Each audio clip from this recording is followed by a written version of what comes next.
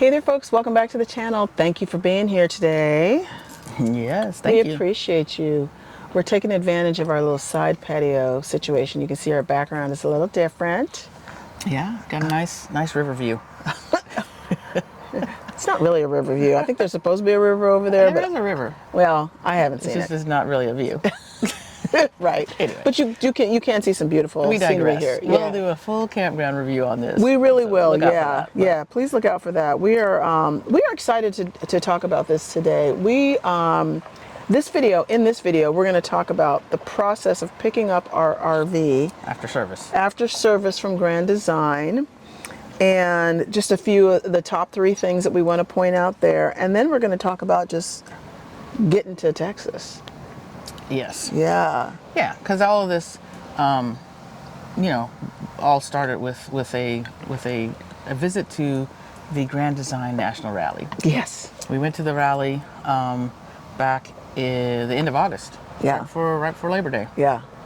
And as part of the rally, you can have as part of your registration, you include like 3 things you'd like Grand Design to take a look at on your RV, and then they'll have the SRT, the Service Response Team, come take a look at those things while you're at the rally. Yeah.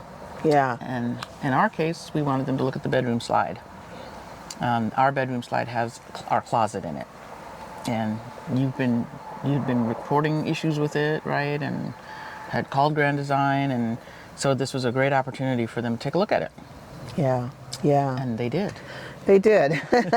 And we have a whole video on this. We're gonna include the video link to this so that you can kind of see how things built up, how it prompted us to go into service.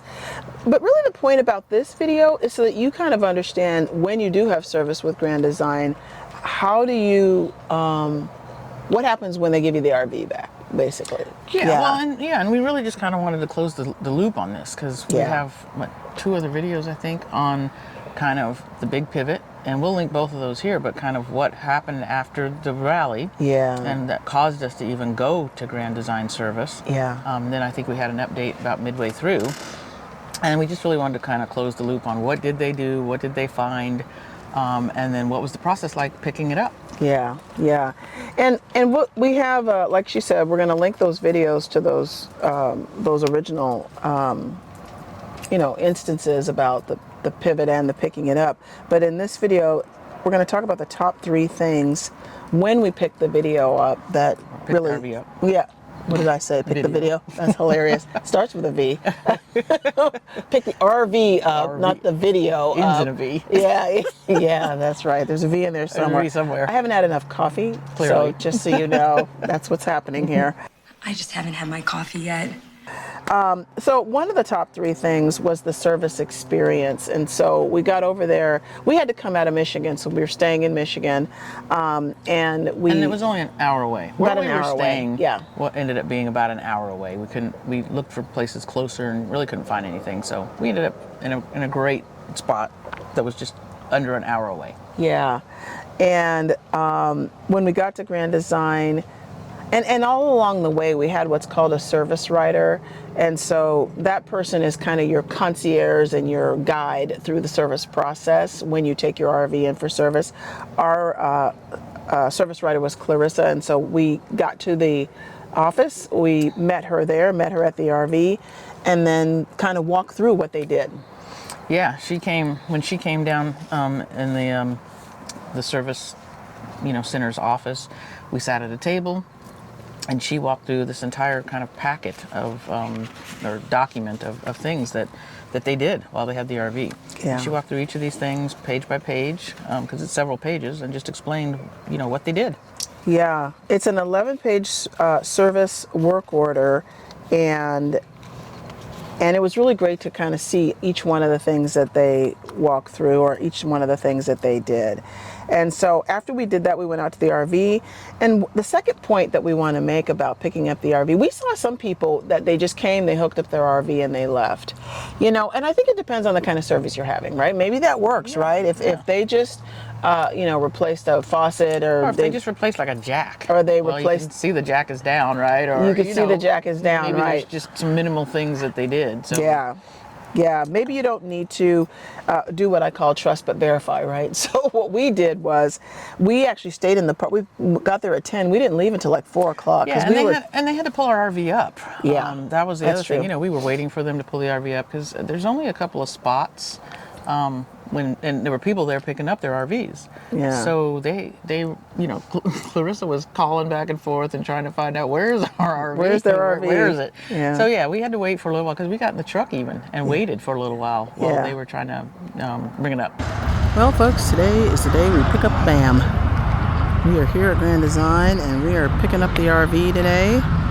After we've been here on our pivot, they've done all kinds of great work to get us back on the road ready and safely. So, but then once they did, I think this was the point you were trying to make, is we wanted to spend a little time kind of going through it. Yeah. Plus we had everything out of the cab in the back of the toy hauler. So we started moving things back towards the front, but you want to be able to test your electric. Depending on what your service thing is, you want to test your electric, you want to test your water, you want to make sure that the systems and slides and all the things that you expect to work are working as expected. Yeah, because they had our entire front cap off. The whole front cap. The whole front cap was off, and the slide was off of the RV. So we don't have pictures because we weren't there. Again, we were about an hour away, so we don't have any pictures of any of that, but they told us they had the entire front cap off, the slide box was off to do the repairs they were doing. So to put that back together, we wanted to make sure things were working as best we could before we left. Absolutely. Because we weren't going to be staying in the area. No. And so what was great about staying, because the technicians, this is an important thing to know, that the technicians leave at 2 o'clock or around 2 o'clock or 3 o'clock in the afternoon. Around 2 o'clock they leave, Yeah. And so if you have questions or technical questions where somebody that has worked on your RV is going to come back and have to explain it or walk you through it, you want to catch them before they leave. Yeah, because I just thought of one thing. The tray in the underbay was not in there right. Yes. So we had a couple of things that in the time that we were there, starting to move some of our belongings from the garage to the bedroom, there were a couple of things the techs came out and helped kind of fix. Yeah, we confirmed something with the bed. That was an operator error. There was something going on with the GFI when we ran the generator, because we were literally running our generator, and because I think we had the ACs on. Because it was warm. We wanted to make sure things were working, and then there was something going on with the slide. They replaced the screen door here. Replaced the screen door. And so we asked a question about this, and then in the underbay, they had taken things out because they found a leak. Yeah, as part of their kind of, I guess, reassembly of the RV, they did some basic things. They checked for a propane leak. Yeah. They checked the water system. They blew air through the plumbing. And in doing so, they found a leak behind the Nautilus bay. Yes. And so they pulled everything out of our understorage, which was unexpected because they didn't say get rid of the stuff. No, I had taken the stuff out where the generator was. Yes, because I knew they were going to be working with the cap and the underlining there where the kingpin is. But I wasn't anticipating them going into the side, to our side storage. You never took a picture of it when you just opened it, because she gasped. I was so shocked. Because she likes to keep it especially tidy, because it's a very small space. And she likes to keep everything in there. It's like a Jenga puzzle. Yeah. And so when I saw it all just thrown back up in there. Yes, it's shocking. She was mortified. I was immediately panic stricken. Well, and she's like, I'm going to take it all out and put it back the way it's supposed to go. And I was like, do you really want to do that now? Well, it's a good thing she did that. And I said, no, I want to take it out while we are still here at Grand Design. Yeah. And it turned out that they had put the tray. They hadn't put the tray in wrong. It was the wall. It was the back wall they had put in wrong. Yeah. If anybody's familiar with the $3.99 toy hauler from Grand Design, we don't have a lot of under storage as it is. No, and it's not passed through. And it's not passed through. And so there's a back wall that comes out so that they can gain access to the back of the water bay and the things that are back there. And they just put that wall in wrong, and it cut off about, I would say, it's in slanted. It's in at an angle intentionally, but I need that space because basically the wall was in front of. There's a pipe that comes down from the bathroom. Yeah. And they put the wall in front of that pipe, and that wall needs to go behind that pipe, so I can still have that little tiny bit of space. Every inch matters down there, yeah. So they needed to take the tray out so that they could put that wall back in and then put the tray back in. Yeah, and we were able to catch that. I mean, we literally caught that right before the technicians left. I could have done that, but it was easier for them to do it. You know, they have the tools. They can do it quickly. Yeah. I mean, we can do it too, but it just was easier for them to do. So that's number 2. First thing was make sure you have a service rider. Second thing is trust but verify. Don't just pick up your RV, hook it up, and leave. And then what would you say is the third thing as far as the service experience that really kind of stood out? I mean, I just think the whole kind of communication back and forth. You know, our service rider was great. You know, in replying to email, calling us. You know, and I don't know if we did. I don't think we said this in any prior video, but they had the RV for 2 weeks. Yeah. But We brought it in on the 18th of September, and we picked it up on the 2nd of October. yes, So that was, so it was 2 weeks, Wednesday to Wednesday, really. yeah, I think the longest time we've been out of the RV. Yeah, probably being was the displaced longest like time that, yeah. that we'd been out in the 4 years that we've been full time. And we thought we were going to actually get it back a little sooner. Yeah, And that didn't quite work out. but the point I was going to make was our service rider. She sent us an email. She called us. Yeah. You know, she was really trying to get to let us know, because we were already making plans to move on, and now we had to go cancel plans again because we had started making one night stop plans. You know, to leave, Yeah, because we needed to get to Texas. So anyway, yeah. I think that was kind of the third point. I think really was just, you know, their communication. Yeah, really, really important. Staying in communication. And if you haven't heard from your service writer, either email, call them, whatever. We had really good, consistent communication. And I would check in with them every couple days if I haven't heard from them. I mean, it's on us to keep that communication going. They're really great to respond back, but I know that they're working with a lot of people. And so to your point, from there, we picked up the RV, we put our stuff back. Yeah, we had a one night stop, still local, in Indiana, just to really kind of finish everything that we, you know, finish kind of putting things together as much as we could. Because like our bed was in the Our mattress was in the back, propped in the doorway of the propped in the toilet. doorway. That was like an exercise in and of itself to muscle that back through to the bedroom. And Yeah. that was a process.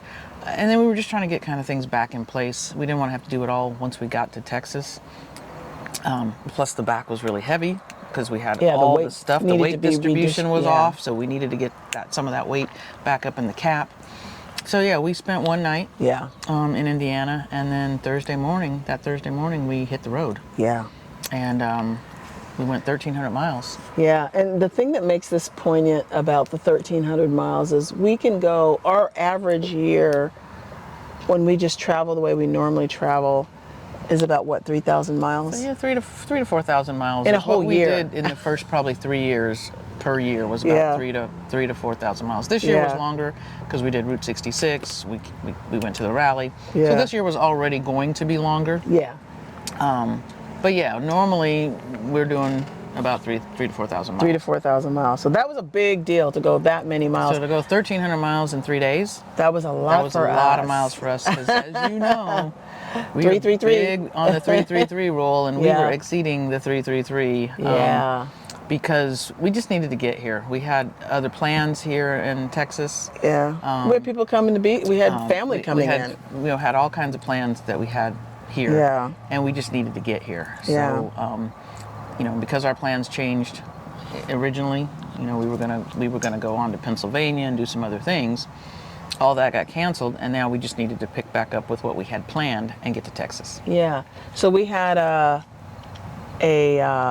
campground that we stayed at for a one night, and we will do a campground review on that. We did an Love's RV stop, and we had not done that before, and we will do a review on that. And then what was the third? Didn't we have 3? Yeah, we did. What was the third thing? I forget what the third thing was. What's hilarious it's is this was like, it was a blur. It was a serious blur because we don't typically travel like that. I don't think, did we do a harvest host? I want to say we did a harvest host, but we didn't do the harvest host because we stayed at the campground. Because remember, we were going to stay at that winery, and then the access was too tight, so we went to the RV park where we're going to do the actual campground review. Oh, the last night was the Keene stop. That was the last night. Oh, that was the last night. Okay, so it was only 2 stops. No, it was 3 stops, but that was the last stop. So I'm trying to remember what the first stop was. It's all a blur. Well, we'll put a link to it above, and we'll actually put some pictures of the cap here too. So if you're not familiar with the kind of the structure of the RV, we'll put some pictures of the cap and the area that they took off. Maybe do a little video of that so you kind of can see the magnitude of this kind of repair. It was a big deal. So we'll put those pictures in there, either video or pictures, so you can kind of see that. Anything else about this? So we're here in Texas now. We went through 3 states. Indiana, came out of Indiana, went through Missouri, went through Oklahoma, and we are in Texas. And we did that over, 3 days? We left on Thursday. Yeah, 3.5 days. Yeah, that's a lot for us. Yeah. We were driving about 6 hours a day. Yeah, we never drive that much. I mean, we did take breaks. Yeah, we were taking breaks. We found places to stop about halfway through each day. Yeah. Just, stretch your legs, bio break, whatever we needed to do. I always got gas since we were usually stopping at a gas station. Yeah. I just would fill up and get some gas. But yeah, we stopped somewhere in Missouri, and I'm just not remembering where it was. Yeah. One other point, I don't think we said this, but one of the things that Grand Design did when they did the work that they were going to do, which was to reinforce they pulled up the floor, they reinforced bolts, and what are they called, lag bolts? And yeah, I mean, part of, I don't know if we specifically said, but they had said there was some flex that was exceeding the tolerance. Exceeding the tolerance, yeah. On one side, I think. When they did the measurements, there was one side that was out of tolerance. I wonder which. So what they did was when they took the cap off, is they welded in some extra supports. Yeah. And then they put in some bigger lag bolts. I think that was really kind of the net of what they did. And then they did some extra things, which we really... That's what I was trying to get to, is the extras. The extra stuff, yeah. That we didn't ask for. That we didn't ask for. They just did it because they saw it, and it needed to be done. It needed to be done, yeah. So one of the things is they replaced our cap lights. Our cap lights were starting to flicker out and starting to look crazy. Some of the bulbs, the little LEDs were like burnt out. So they replaced our strips, which was really nice because I really wanted to get those replaced. Yeah. So that was nice. Yeah. And then they did the hinges. We have storage above our bed. We'll put a photo of that. Storage above our bed, and those hinges stopped working. I don't know how long ago. Immediately, it seemed like. Yeah. So you like you pull them up and you'd have to hold it. You'd have to hold it because they would just close. So yeah. They fixed those. They replaced all that, and then of course they fixed the leak. And then they found a leak when they were doing when they were testing the water, the plumbing. So it was really nice just to have those extra things done. Yeah. Especially the leak, because we didn't even know about it. Yeah. Well, folks, thank you for hanging in here with us. I think that service experience is an important one because every manufacturer does things differently, and we just wanted to share that we had a positive service experience with Grand Design. And if you found anything useful in this video, if there's anything that was a new idea for you or something that you felt was helpful, give us a like, drop a heart in the comments, or introduce yourself. Or if you've had service with Grand Design, what was that like for you? We'd love to know. Yeah, we'd love to know. Drop a comment if you had a service Riter, if you did, or any manufacturer. What was your service experience like? What was your service experience like? We always are curious to know how other manufacturers are handling service. Yeah. Obviously we know how Grand Design is, but if you guys have other experiences with other companies, let us know. Yeah, we would really like to know that. Yeah, and like, subscribe, share. We have our merch store. We'll put up that link. If you'd like to support our channel, you can buy us a coffee. We'll put up that link. We do love coffee, as a matter of fact. Yeah, we're drinking That is what we're having now out here on the patio. And look out for our ebook. We are so excited about our ebook. We did Route 66 this year, and we are in the process of finishing up our ebook, and it's got all kinds of tips and tech strategies and ways to get the most out of your great American scavenger hunt. And so look out for that. We will do a video to release that. Yep. And I guess that's it. I think that's it. That's it. Thank you for hanging in there, and we will see you at the next stop. The next stop. Bye-bye. Where should I go?